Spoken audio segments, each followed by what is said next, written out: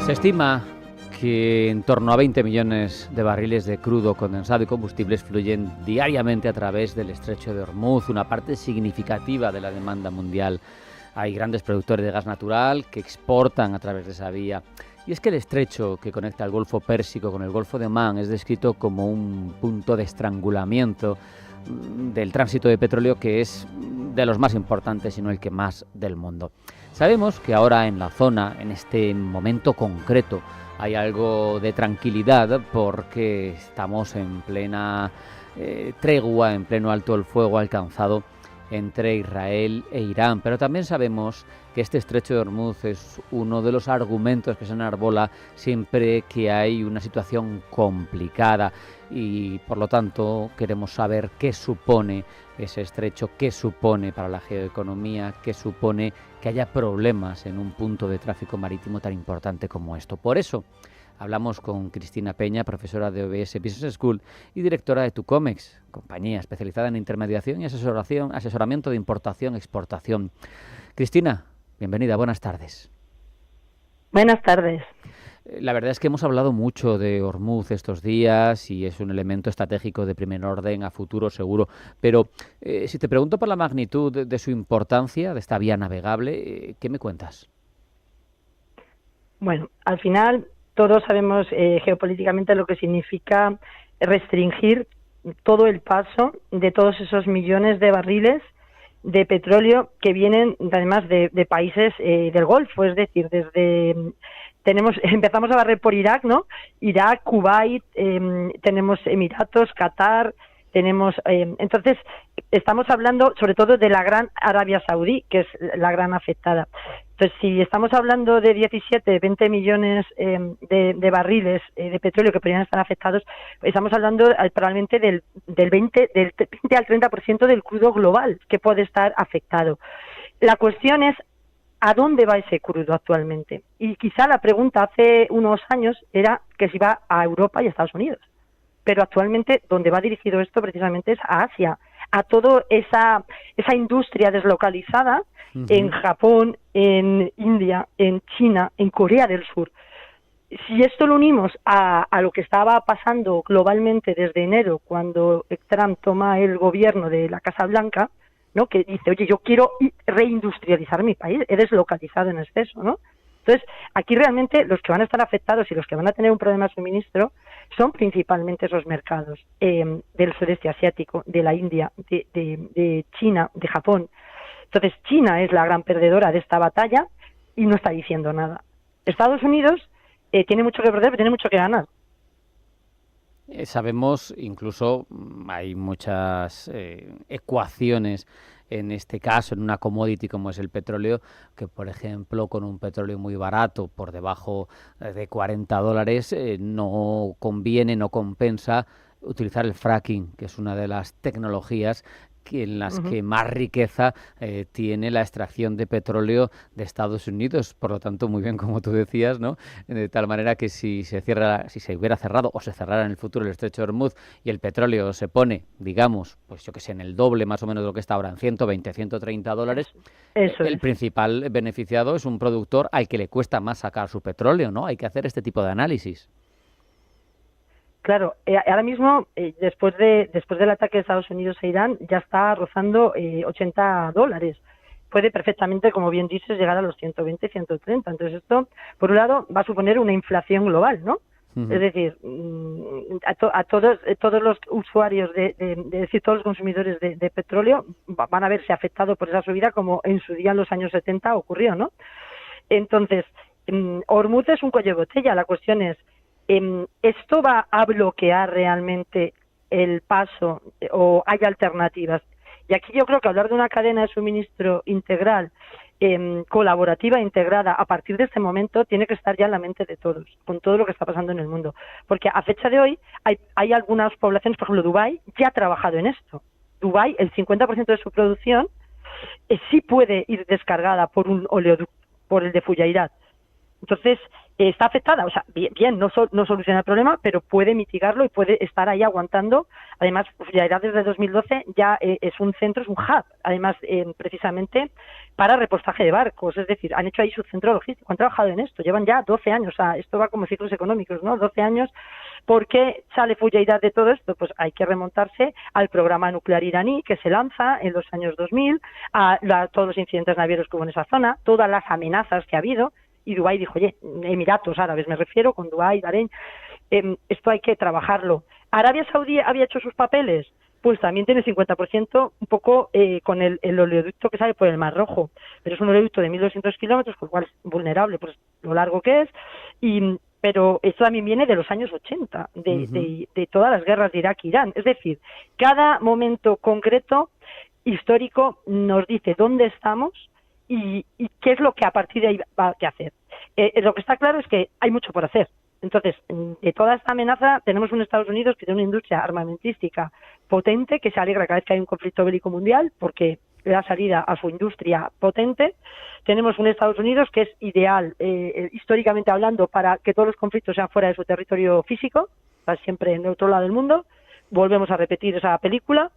Y tenemos una industria deslocalizada que es la realmente vulnerable, porque si de esos 17-20 millones, por mucho que los intentemos derivar por esas soluciones de oleoductos, que si el Petroline de Arabia Saudí, que si el de Irak y Turquía, que si el de Suez, que si tal, solamente van a conseguir 11 millones, es decir, no se va a conseguir ni como mucho, 55-60%. Es decir, esto en situaciones de contención, de derivar a fecha de hoy todas las oportunidades, todas las opciones. Es decir, hay un 40% de suministro que es imposible en corto plazo generar una solución factible. Entonces, claro, nos afecta a todos, claro, pero hay unos grandes afectados. Al final, Cristina, aunque con la transición ecológica en marcha, aunque le extraña a mucha gente, el hecho es que la sociedad sin petróleo se para. Totalmente. O sea, queramos verlo como queramos verlo, hoy estamos en 2025 y nuestra dependencia necesitamos una industria fuerte, necesitamos energía. Y además la propia energía es industria, es decir, se genera con industria y necesitamos defensa. Y estas tres cosas en la Unión Europea tienen una gran oportunidad ahora mismo de ponerse en el tablero, porque al final, ¿qué dependencias tenemos de puntos estratégicos? Recordemos conflictos ya como la Primera Guerra Mundial y Dardanelos, ¿no? Es decir, cuidado, que un recorte en la cadena de suministro mundial nos deja sin grano, que un recorte nos deja, o sea, pueden cambiar las tornas de lo que son el orden del mundo por cortes a la cadena de suministro de un día para otro. Entonces, tenemos que estar todos alertas, pero todo lo que está diciendo 2025 es, por favor, que todo el mundo trabaje ahora mismo en los próximos 5 años en solucionar esa cadena de suministro mucho más integradora, mucho más colaborativa y con los puntos de cuellos de botella diversificados. Es decir, que si pasa algo de esto, ¿qué le pasa, por ejemplo, a Qatar? Pues Qatar se queda ahora mismo, que tiene gas licuado, pero el 100% de su producción no tiene oleoducto. Pues el 100% bloqueado en un caso de conflicto que se cierre Hormuz. Lo mismo, Kuwait le puede pasar algo muy parecido. Hombre, Kuwait lleva ya tiempo trabajando en, oye, hacemos un oleoducto, que sí, que no, pues no lo han hecho. Pues ahora mismo otro que se está tal cual.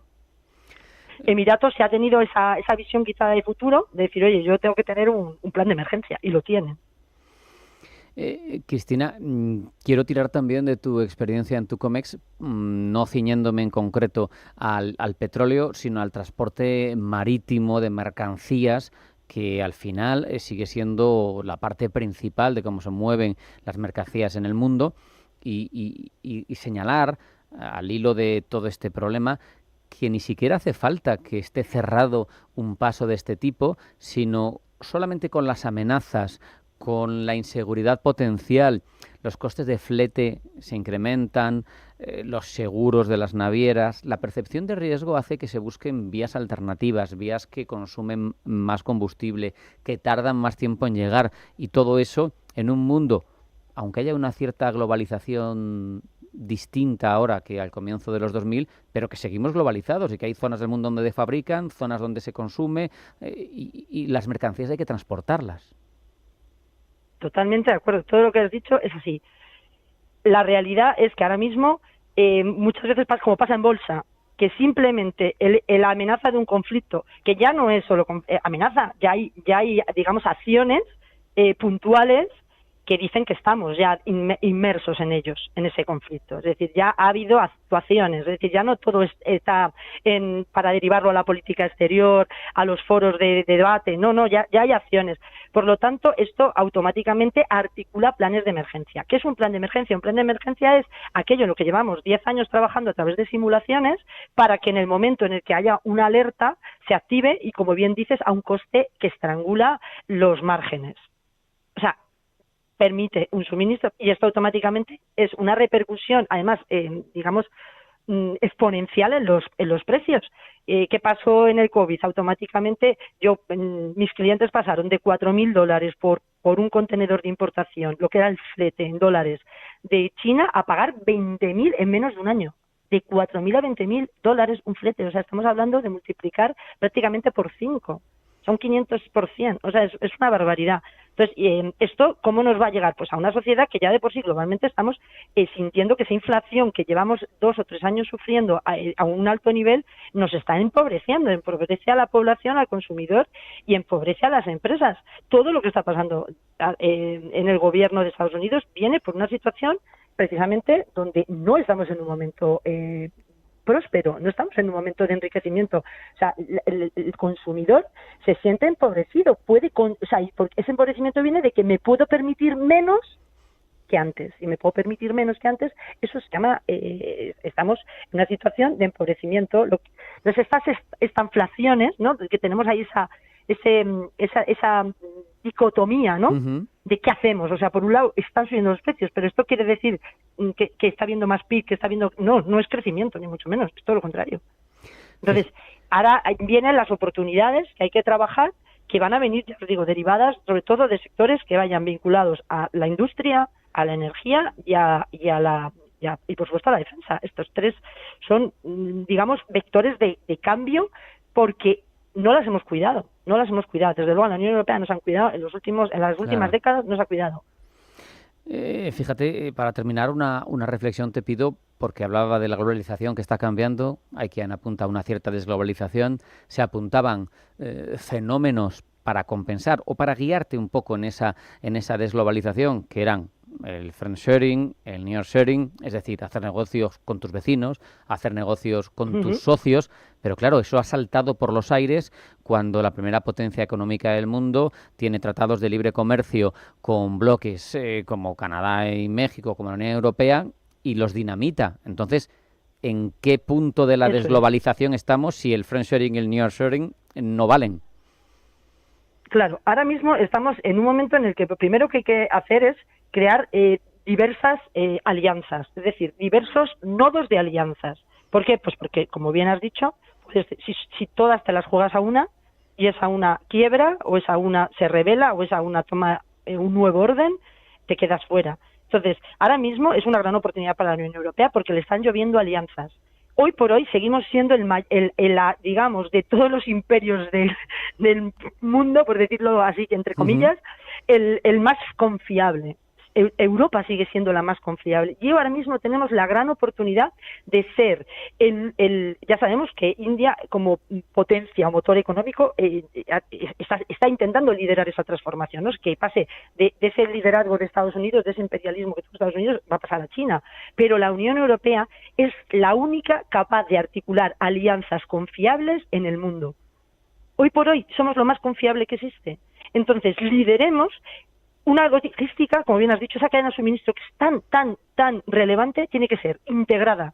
Integremos a todos los actores y creemos rutas simuladas de manera que punto estratégico del mapa que tenga una mínima posibilidad de alerta, de cierre, de juego, tengamos que podamos desde Europa articular otra logística paralela en cuestión de pocos días, que sea, ya os digo, colaborativa, que sea integradora desde la visión holística que pueda tener la Unión Europea, de poder derivar, además, desde esa situación de justicia. Oye, tanto esto que vamos de líderes, ¿no?, de ética mundial, ¿no?, del medio ambiente, que llevamos contaminando 2 siglos, ¿no?, y ahora le vamos a pedir a China que en 30 años de contaminación sea ella la que pare.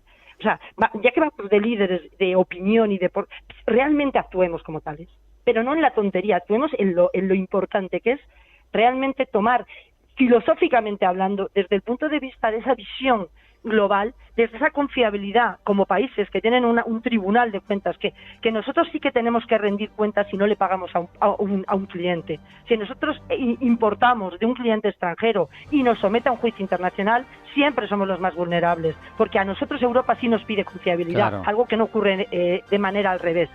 Entonces, trabajemos y sobre todo para la sostenibilidad, pero la sostenibilidad entendida con inteligencia de negocio, no con discursos.